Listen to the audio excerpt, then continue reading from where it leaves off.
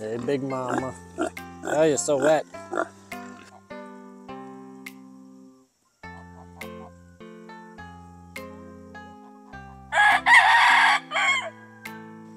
Y'all see this fool up on the gate?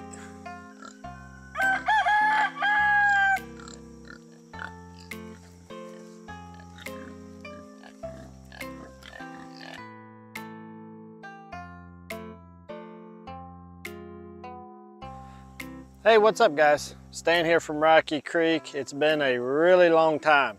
It's been by far the longest stretch of time I've gone without being with you all talking about some stuff or anything like that. So there's quite a bit to talk about, a few things to go over. And then we'll kind of explain just, what's going on and why we've been gone for a good bit. But I will start out by saying that everybody's good. Some people actually became quite concerned with how much time there had been and was really worried that there was something really bad. And there's really nothing really bad that has occurred, so I can assure you of that. But even though we've been away, we have been doing some stuff here on the homestead. Not a ton, but we have been doing some. The pigs are getting a little fired up over there because they've seen me out this afternoon, so they think it's time for the afternoon feed right now. So let's go ahead, just so these guys can get quiet so we can talk a little bit about what's going on. Let's go ahead and get their food, let's get them fed, and then we'll share with you kind of where we've been, why we've been gone, and what's been going on while we've been away.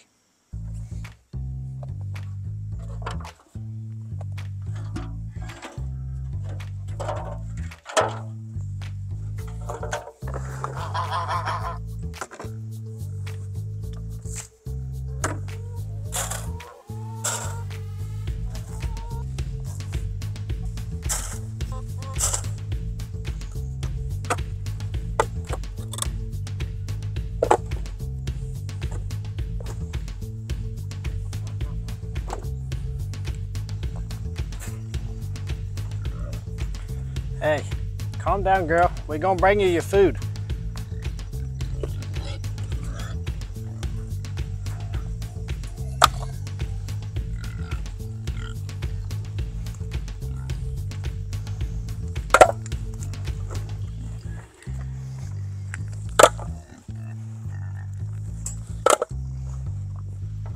You can see the little chickens in there trying to snatch them a little morsel if they can.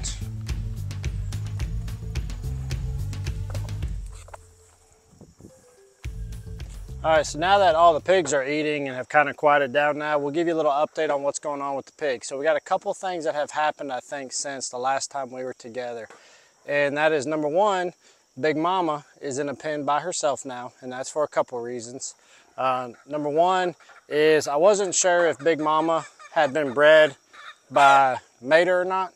And so I wanted to separate her just in case. So if by chance she had been, and she needed to get ready to have her piglets, she would be by herself, which would make her safer. The other thing is that because I'm not sure if mater has done his job, because I highly doubt it, I wanted to run the chance of maybe one day breeding Olivia. Well, I can't have Big Mama in there with this guy that we kept back for breeding because that's Big Mama's son. So Olivia is now with mater and him in hopes that we might have some success in terms of breeding. Now, things always happen for a reason. I do believe that to some extent. And Big Mama, while by herself one day, we had a medical issue with her. And it was easier to treat her because she was by herself. And if you've been with us on other social media, we did keep y'all up to date with what happened with that. But for some of you, I know that don't do Facebook and Instagram because of much of drama that goes on those platforms, no doubt, which I don't blame you. You may not be up to date, so I'll give you a real quick rundown on what happened. So as you saw earlier, Big Mama gets pretty fired up when it's time to eat, and and she was up here. Well, I came out one afternoon and she was caught in between this panel and this empty space between the building, which she has done before and has backed herself out. Well, I came out one afternoon to feed, and I noticed she was in between there, but didn't seem too fired up. Well, I had to forcefully get her out, and she was kind of all over the place and didn't seem to be doing well. A lot of the symptoms that she was exhibiting were very similar to when she had the mastitis, where her muzzle was quivering, she was disoriented, she was unsteady on her feet, And so I reached out to our local university and the large animal vet about what was going on, and they suspected that she may have just become dehydrated and may have had an early stage of salt toxicity because it was warm that day, and it could have been a couple hours that she was stuck. So we gave her Gatorade, we hydrated her little by little. She ate her food, and we hoped for the best, but by the next day, she still wasn't doing well at all. Good morning, y'all. I'm here with an update on Big Mama. Unfortunately, she kind of regressed pretty bad last night. I came out early this morning too, and I gave her food and water, and she ate her food, but she's still very disoriented at times. She's very unsteady on her feet. Most likely I'll be calling the vet back again today to see if they have any other guidance, or if we need to get her up there to them, or if they can come out to us. They told me to give it 24 hours. That would be about 2 o'clock this afternoon. I think I'm probably going to try to give them a call this morning though, just to give them the update. And I'm also going to try to double check her temperature and make sure she hasn't developed a fever since yesterday. Her temperature was fine yesterday. It was 101.6. But overall, Big Mama has not improved and she's not doing very well. So we'll be following up with the vet later today. And so then they changed it to, they said, well, she could possibly have an inner ear infection, or she could possibly have had some kind of physical trauma or super stressed out from when she was stuck in there. So they recommended for me to give her penicillin and any anti-inflammatory that I may have. I had some carprofen left over from when we had pigs castrated in the past, so we gave her a shot of penicillin. We gave her what carprofen we had, even though it was less than technically she's supposed to have for her size. And then we continued with the hydration using Gatorade for electrolytes and feeding her, watering her, all that normal stuff. And we are very glad and fingers crossed that everything has been good since. And after about 24 hours, she bounced back tremendously. Well, I just got home from work and somebody is really ready to eat, has a lot of energy. And as you can see, seems to have made a 180. And she's been great ever since. So many people asked us, so did you figure out what was wrong with her? No, honestly, I still don't know what that answer was. All I know is that she's doing better, she's doing good, and that's all I can be thankful for, and that's all I can ask for. So yes, had a little scare of Big Mama here, but she's doing just fine now. We're now several weeks past that, so I'm pretty sure we're pretty well in the clear in terms of that. So as I already mentioned, these three are now living together. Mater, we've never named this guy technically yet. And then Olivia here, in hopes that maybe we could get some breeding successful with Olivia, since Mater really just seems to be the laziest boar known to man. And then our other two piglets are down there on the far end, as they have been for quite some time. These guys had quite an interesting run when we first introduced him, because Olivia has always been the boss of the group, and she did not take too kindly to this fella trying to be around her.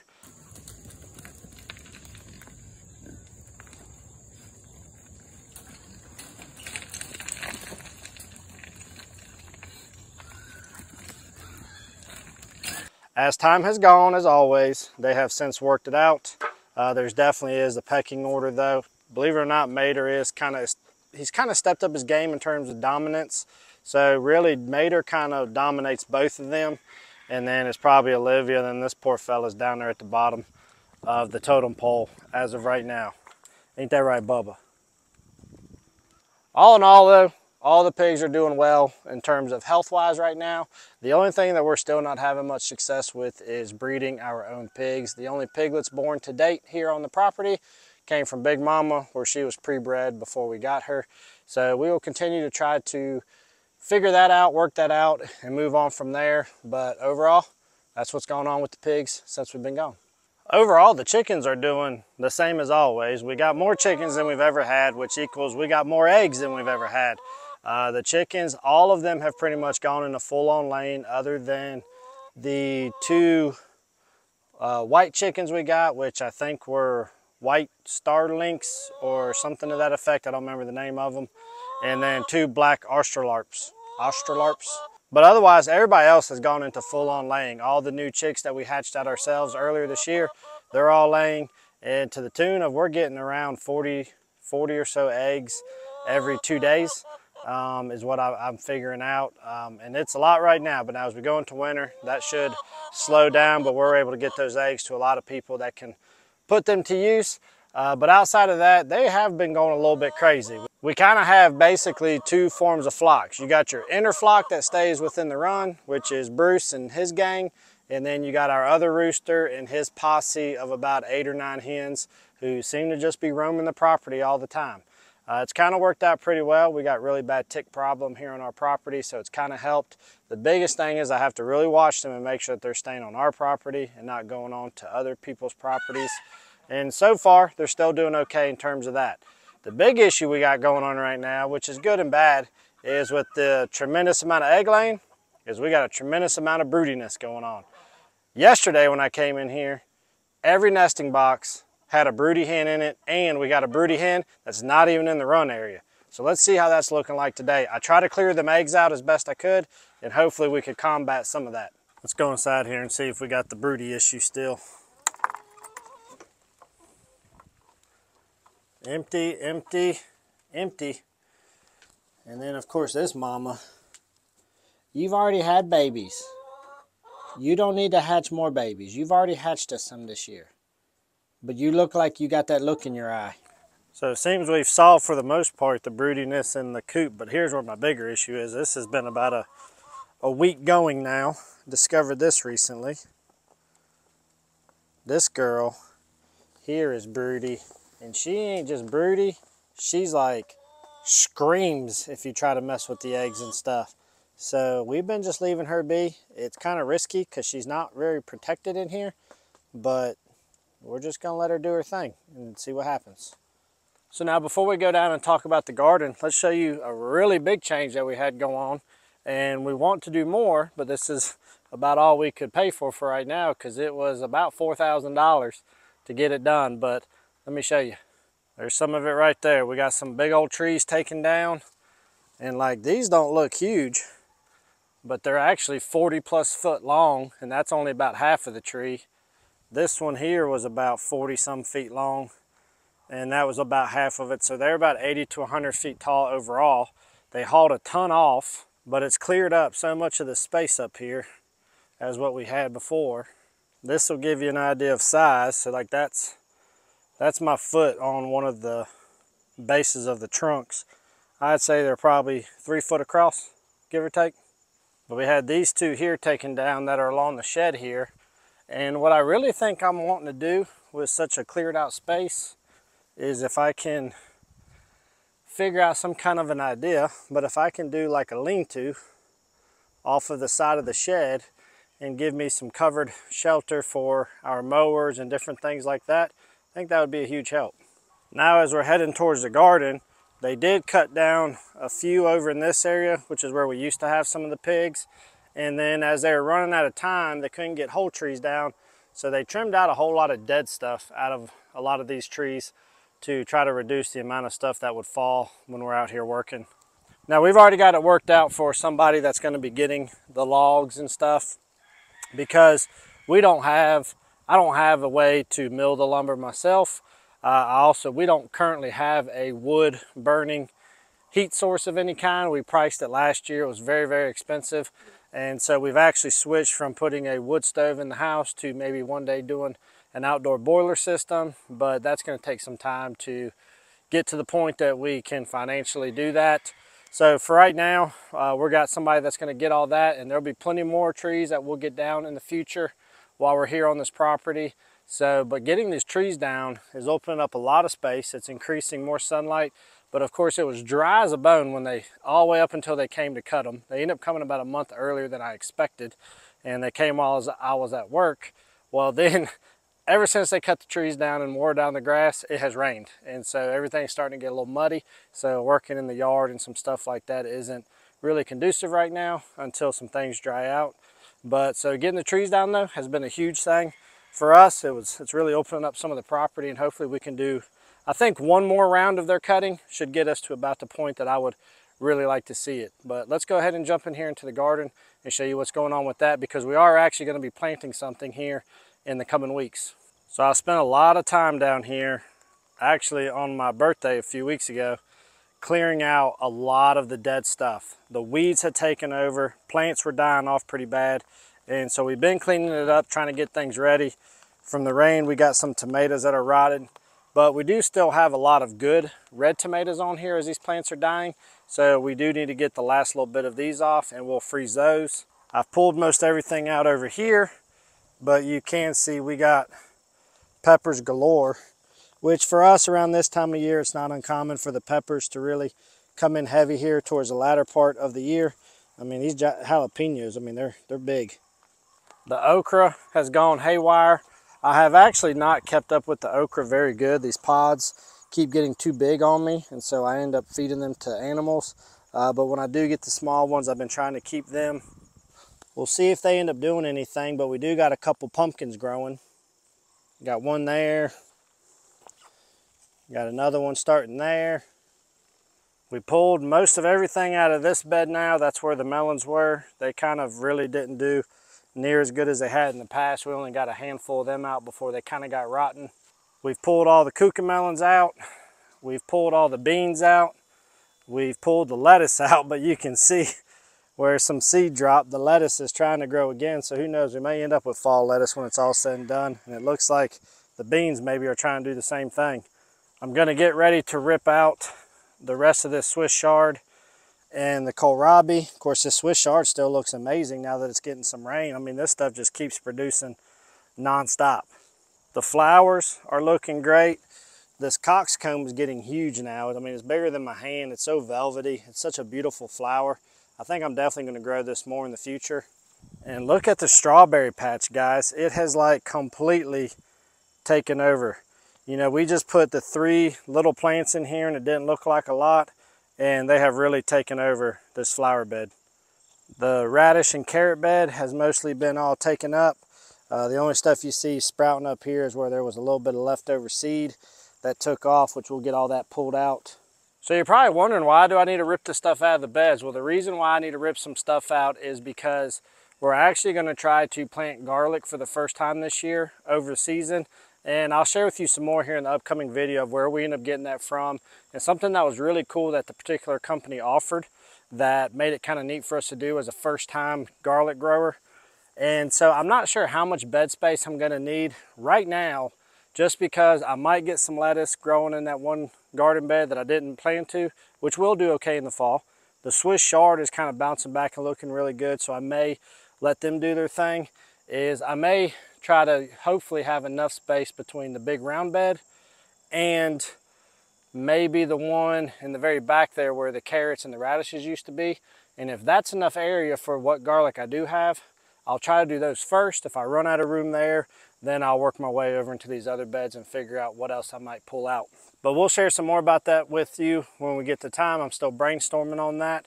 But so that's kind of what's going on with the garden. For the most part, I'd say, you know, about 90% of the garden is done. Well, we're gonna harvest the rest of the tomatoes, like I said. We're gonna get the peppers. We can probably still get some okra. We may or may not get these pumpkins to see their way all the way through. And we have some flowers. And that's pretty much it for the garden now. I'm gonna finish getting some of it cleaned up before we plant that garlic. And I'll bring you along as we do that. And because I think it's a pretty cool setup that this company had. The quality looked good when I received it. And so I'll share with you who they were and what they did if you're gonna be a first-time garlic grower as well. And that'll be coming up in a very soon video. So as you can see, not all has gone to waste. We have a lot of bags of frozen tomatoes. This is just one of them.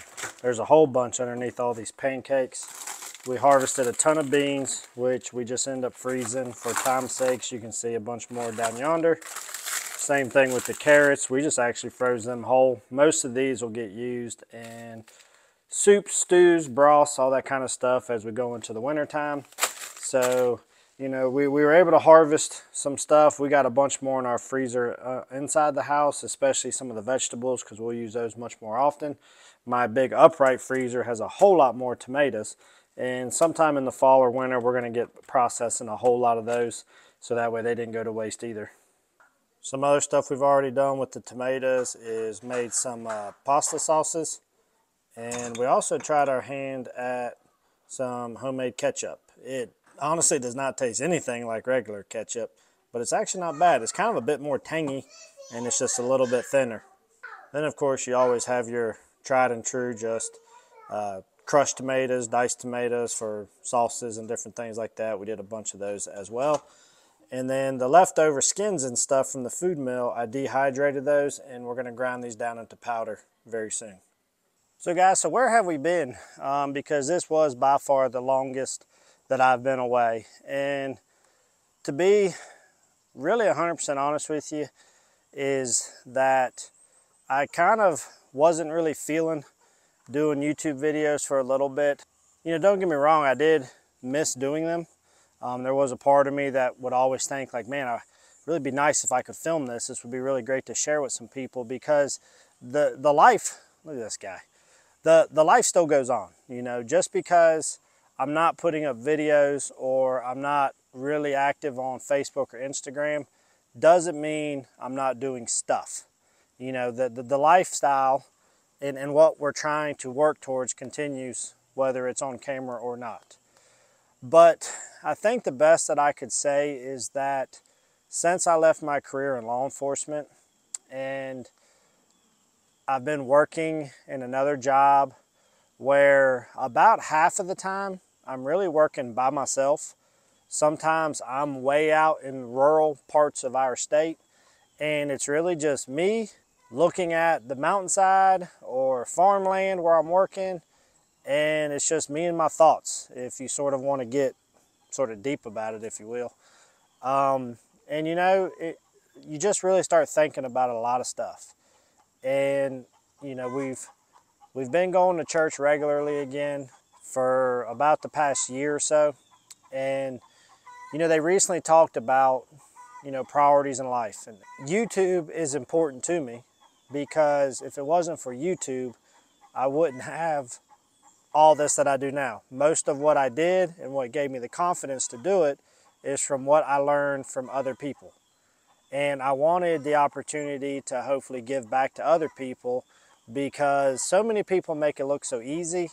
Or some people started out, I think, doing it for the right reasons, and then eventually they become so sort of on the business side. I do question the genuineness of their information anymore, or their truthfulness of it, and what's real and what's not. And so I wanted to be that person that can just be straight up about what's really working or not working, because I do view myself as just an average dude living in today's world, trying to raise a family, trying to work, but also trying to do what you can to control some of your own stuff. Well, that's really great, but it's only great if I have a good household here myself, and that my family's doing well, and that everything is taken care of here first. And nothing really catastrophic or bad has happened here, but I have lost a lot of time with my children when I worked in law enforcement. And you know, me and my wife don't get to spend a whole lot of time together because we both work, or we're always doing stuff for the kids. And so trying to find time for she and I to spend more together, trying to do more stuff with the kids and be in the moment, and trying to be more involved at church and doing stuff involving it, and overall just trying to improve our overall quality of life. And if I'm spending a lot of my free time recording what I'm doing, then that's time taking away from those things. And so over the past month and a half or 2 months, I've really have been trying to kind of disconnect off of electronics, trying to do more stuff with the kids, be present with the kids, do more stuff with the wife, be present with the wife, you know, while still getting stuff done here on the property, because I can get stuff done on the property 2 to 3 times as fast if I'm not recording it. And so I've kind of gotten a lot of that done. Things are good, and I'm starting to sort of find that balance, and hopefully as we continue, I can get a really good balance of all that while still doing this. And so at the end of the day, it just came down to time and what's important today. And I do appreciate all of you who have stuck through it, who have stayed with us throughout it all, who have reached out to me and made sure that nothing really bad has happened. But really, it just comes down to I had some time and to really reflect and to prioritize what is really important in life right now. And for me, over the last couple months, you know, family, faith, and friends are probably those three things. I've caught up with some friends I haven't spent time with in years or haven't talked to in years.